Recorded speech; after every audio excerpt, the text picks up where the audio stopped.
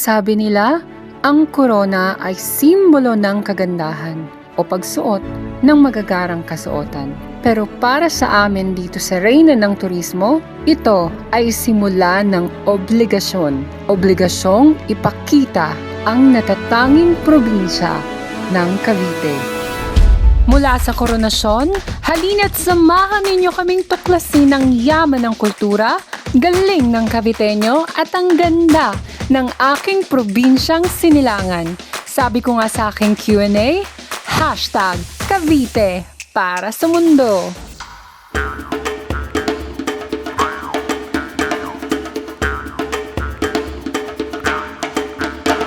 Cavite, aking bayan, sinta kong pinagmulan, likas na kagandahan, tanawin at kalikasan.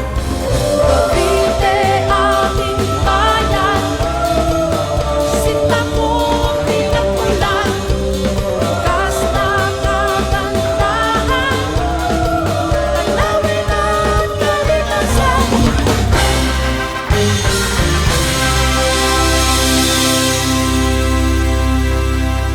Tara sa panibagod naming pasabog sa inyo. Ito ang Reyna ng Turismo, ang Expedition.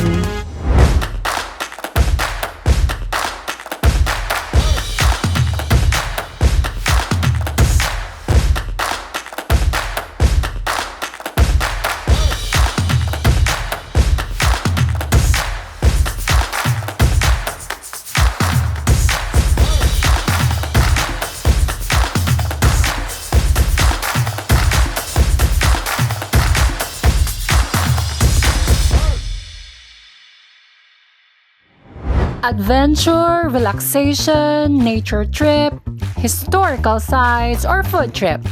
Yan ba ang hanap mo? Tara sa unang rampa ng mga Reyna. Knows nyo ba kung saan? Tamang-tama ang mabilisang biyahe na to dahil 1 to 2 hours lang ang layo from Metro Manila, may sulit na bakasyon ka na. Kaya ano pang hinihintay natin? Tara sa progresibo, malikhain at mayamang kultura ng bayan ng Maragondon.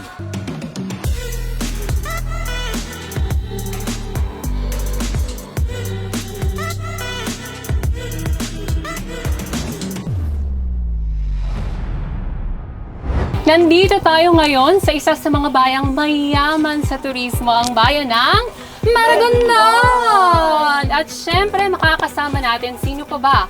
Ang Reyna ng Turismo Maragondon, Reyna Danes! Charan! Hi, girls! So, girls, nandito tayo ngayon sa Dagisdis ng Maragondon. At alam niyo ba, ang Dagisdis ng Maragondon ay na-establish noong May 2022. Dating tubuhan, pero tingnan niyo naman ngayon, napakadami ng magagandang spot. Ito ang isa sa pinakamagandang adventure park dito sa bayan ng Maragondon. May infinity pool, may giant swing, at may spider web na talaga namang mag-e-enjoy ang mga kareyna ko. So ano pang ginagawa nyo? Let's go na! And after Danes has officially welcomed us sa kanyang mahal na bayan, gora na din agad sa next rampa shoot namin ng aking mga kareyna. Dito sa Terra Verde, 299 pesos lamang ang bayad per head para sa day tour sa 70 hectares farm na to. Sa halagang yan, makikita na ang kanilang mga authentic na alagang hayop, maging magsasaka for a day, at pwede pang tikman ng kanilang mga farm food products. Ito nga ang first DOT Agri-accredited farm in Cavite. Farm resort, agri-school, and working farm. Paano nga po ba nakakatulong ang agri-eskwela dito po sa pamayanan ng Maragondon? Ang iba po naming trainees na nakagraduate na, nag-i-inspire po sila ngayon magtayo ng farm. Ang iba naman po dahil nga po ang agri-eskwela ay nagbibigay ng NC2, nagagamit po nila yon para makapag-abroad sila. And if you want to book and ask questions, you can simply follow and chat their Facebook page at Terra Verde Eco Farm and Resort. At uy, mukhang may inihandang pasabog tong si Reyna Danes ha. Aba, ano kayang pa-welcome yan? Kakanta na, mapigil ka lang. Ay! Diyos ko, wait lang. Kung maingay yan. Teka lang. Hello, Madam Jacinta. Napatawag po kayo? Okay na okay po. Challenge? Akala ko po shoot lang. May challenge talaga, ala. Well, malalaman po natin kung sino po ang mananalo sa challenge na yan. I'm really excited about it po. Sige po. Ngayon pa lang po ay napapaisip na ako kung ano-anong challenge ang mga ihahanda po natin. Well. Thank you so much, madam. Bye po. Thank you. Tingin ko din. Challenge pa lang. Wala. Pero abangan niyo. Well, girls, since nandito tayo ngayon sa kawayan na ng Maragondon, nakareceive ako kanina ng tawag mula sa ating founder na si Miss Jacinta Remulla para daw mas mayakap nyo ang kawayan at ang turismo ng Maragondon. May hinanda kaming challenge! May pa-challenge pa nga itong si Danes. Magkasamot pa sila ni Miss Sinta, aba-aba. At sa challenge na ito, mag-uuwi kayo ng hindi house and lot, pero kalabaw. Magtatabas kayo ng kawayan. At ang mananalo sa challenge na ito ay tatanghalin nating Reyna ng Kawayan. Kaya dyan, nasa akin ang mahiwagang bunutan. Get luck na ng assess. Pagpaparisi natin kayo at bubuo tayo ng 2 grupo. Okay girls, ang ating Team A ay si Miss Bacoor and Miss Noveleta. So Team B, get ready. Dahil handa na namin kayong talunin. Bye! Si Maris yung partner ko sa pagpuputol ng kawayan. Girl, sure win na kami dito. At ang ating Team B ay si Miss Kawit and Miss Naig. Sa challenge na to, talagang for sure kami ang mananalo dahil ito ang tambalang Jo Marie and Junior. Kaya naman AJ at Maris, umanda kayo. Hindi. Go, Jo Marie! Mga Reyna, Team A, Maris and AJ, ready, set, go! Go AJ! Go! Go AJ! Galing mo AJ! Go na, kas pataka! Go, ma'am! 10 hours later. Kala mo naman ako. Ayan. Oh, girls! Congratulations, AJ and Maris. Ang oras nyo ay 3 minutes and 10 seconds. Wow! So, Queen Ash and Miss Naik Gabi, it's your time to shine. Ready, set, tagaan na! Ayan! Go, Miss Naik! Ang lakas-lakas talaga ni Miss Naik, oh! Pakakapaka! Oh! Ay! Tama na tong off-shoulder na to. Go, Queen!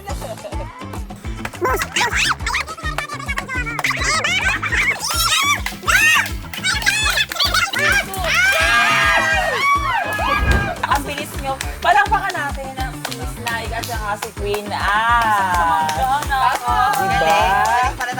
Well, kung ang Team A nakakuha ng 3 minutes and 10 seconds, ang Team B ay 2 minutes and 30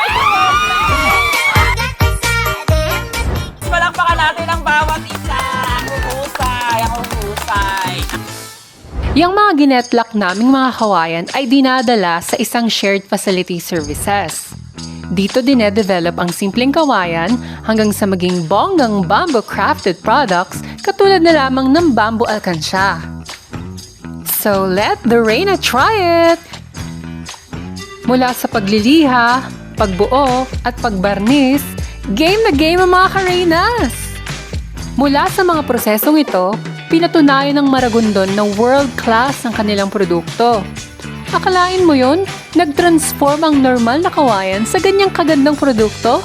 At hindi lang dito ipinamamalas ang galing ng mga taga-Maragondon. Ika nga, heritage in your hands, crafted with purpose. Yan ang tagline ng Likhang Maragondon. Likhang Maragondon is a native products enterprise that taps into the traditional craftsmanship of weaving and bamboo product making.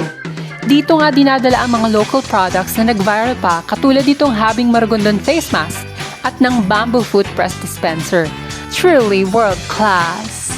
Nagkaroon din tayo ng chance ma one-on-one interview ang babaeng nasa likod ng Likhang Maragondon. Alam mo, Ash, itong Likhang Maragondon, nung tinayo namin siya, we found out that we only have 2 handloom weavers left.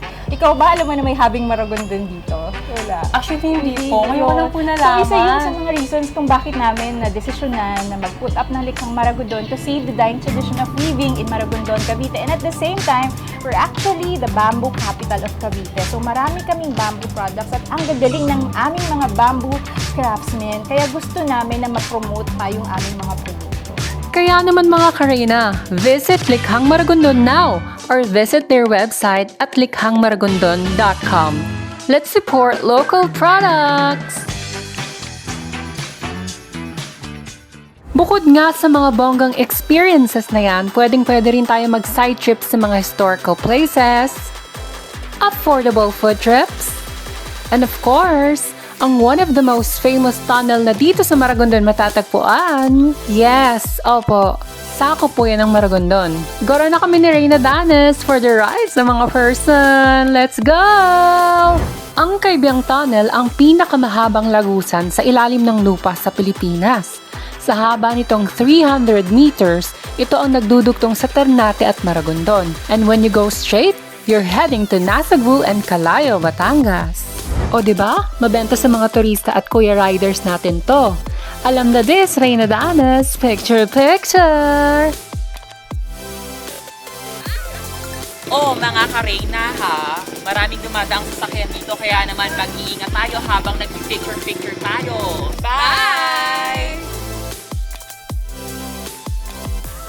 After mag-picture-picture sa tunnel, dumaan din tayo sa isa sa sikat na kainan na ipinagmamalaki ng Maragondon, ang Lolo Claros Restaurant.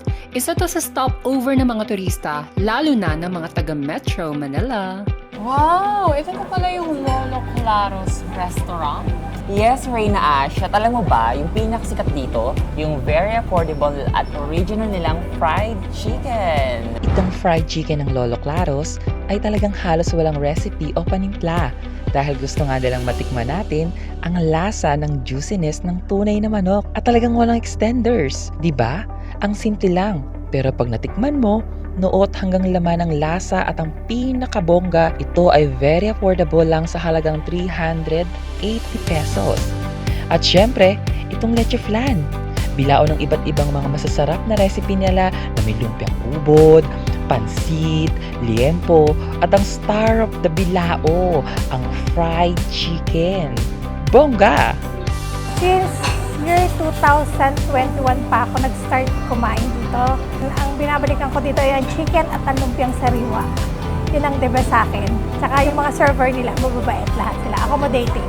Actually, first time ko dito sa Lolo Claros. Definitely worth the try yung fried chicken nila. Oh, pak! Diba? Ala. Ano, di ba totoo ang sarap? Totoo ang chismis, tama? Mula lamang gambala. O ano, Danes? Tapos ka na ba? Oo, tapos na. Kita mo, ubos na yung bilao. Oh, hindi kami ang lahat ng kumain yan ha. Buong R&T team. Ready ka na ba sa exciting part? Ang tanong, ikaw, ready ka na ba sa exciting part? Lubok River ba to? No, wala po tayo sa Bohol, pero dito sa Maragondon may Pabalsa River Cruise. At ito pa, kasama natin si Mayor at si Miss Sinta. Woo! Hi girls! Finally you're here! Kanina pa tayo hinihintay ni Mayor Ombe! Danes, are you ready to tour our Reynas here in Maragondon? Yes, always ready, Ma'am Jacinta. Maragondon is always ready for Reyna ng Turismo Cavite. Wow! Okay, but before we go, guys, outfit check. Ready na ba kayo? Yes! Mga Reyna, Aura! Bongga! Shala! Let's go! Hi, Mayor! Hi! Maligayang pagdating sa mga reyna ng turismo Hello po, ng Cavite. Hi! Thank you so much, Mayor. Sobrang bongga dito sa Balsa. Di ba, girls? Thank you! Welcome mga reyna ng turismo dito sa bayan ng Maragondon. Tara, magbalsa at kakain tayo habang nagkukrus. Wow!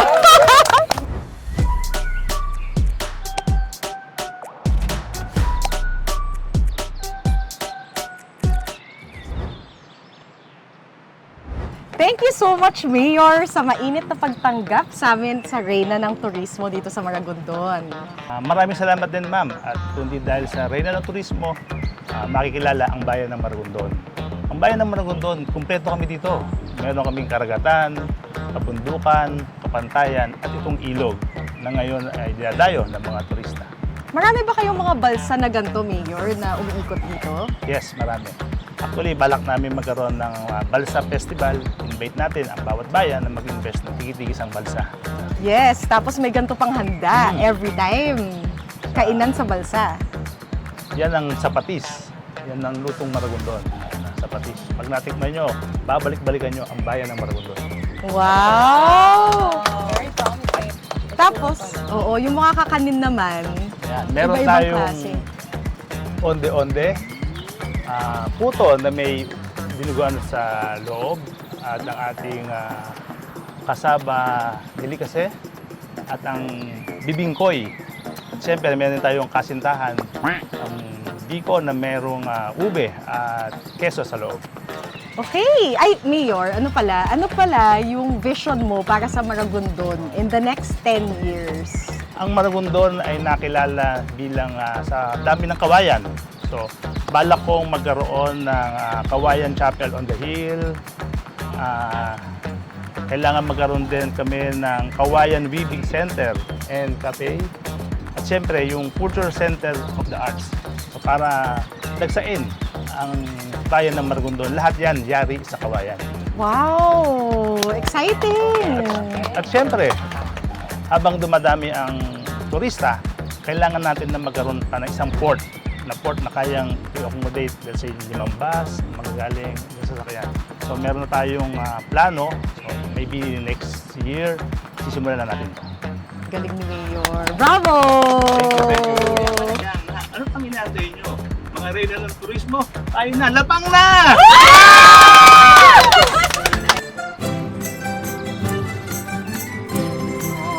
Ayaw-ayaw na ako, ngunit yan ay di totoo. Dahil sa iyo, gusto kong ito'y binihag mo. That balsa ride was surprising. Grabe naman si Mayor, nagpasabog ng lafang at hindi lang lafang, kundi yung plans and vision niya for the town of Maragondon. Saludo ang mga reyna sa'yo. Talagang na-feel namin na welcome kami sa bayan ng Maragondon. Kahit nahangad ang mga reyna sa pagputol ng kawayan. You're asking what's my favorite part? Naku, lahat na yata. The food, the nature, yung bonding with our founder, Miss Senta Rimulya, at mas pinabongga pa ng rondalya. Ang cute ni nanay at tatay. Kung welcome kami, syempre, welcome din kayo. Book your balsa ride now! Just visit their Facebook Alegria del Rio or visit the tourism office located lang sa kanilang munisipyo. Naku! I love Maragondon! Alam kong init na kayo at miss nyo na ang dagat. Pero bukod dito, alam nyo ba na napakadaming mga mountains dito sa Maragondon? Nandyan ang Mount Marami, Mount Pico de Loro, Mount Bahay na Bato, at ang historical mountain na Mount Nagpatong, kung saan namatay si Andres Bonifacio. O diba? Ang cute ng names? Pero kung gusto niyo naman ng adventurous hike, dadalhin ko kayo sa may bundok na may dagat pa. Let's go to Carabao Island! Very historic din ang island na ito. Ito lang naman ay tinatawag nilang Fort Frank kung saan ito ay na-establish noong 1907 na ginawang tanggulan ng mga Amerikano noong panahon ng Hapon. Kasama nito ang Fort Mills o Corregidor Island, Fort Ute o Caballo Island, Fort Drum or El Fraile, Fort Frank o Carabao Island at Fort Wendt o Grande Island sa Subic Bay. Ito ang nagsilbing coast defenses para hindi mapasok ng mga Hapon ng Maynila noong World War II. Truly historical. Sa pag-akyat sa bundok, adventure agad ang bungad dahil rappelling trail na ito. Di naman masyado stiff pero kaya naman. Iba yung ingat lang. At nadulas mga atong si Reyna Gabi. Ingat-ingat nga lang mga karina dahil sa bukod sa challenging ang pag-akyat nito, medyo may pagka-creepy din itong isla na ito dahil sa tunnel na ginawa dito.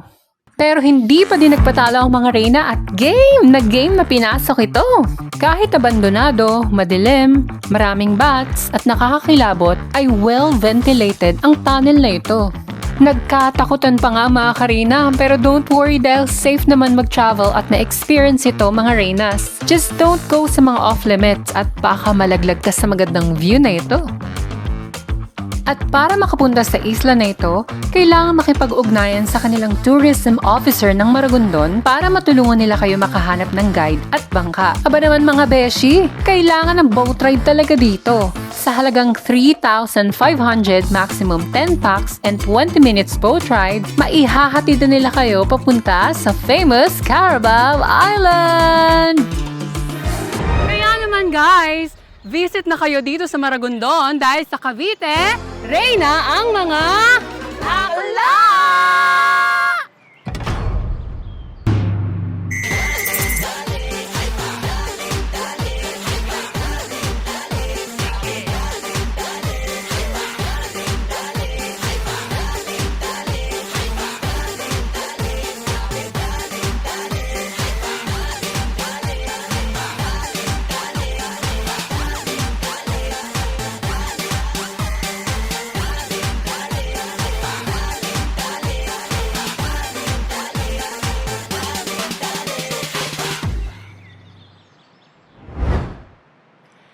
Susunod sa Reyna ng Turismo Cavite, ang Expedition.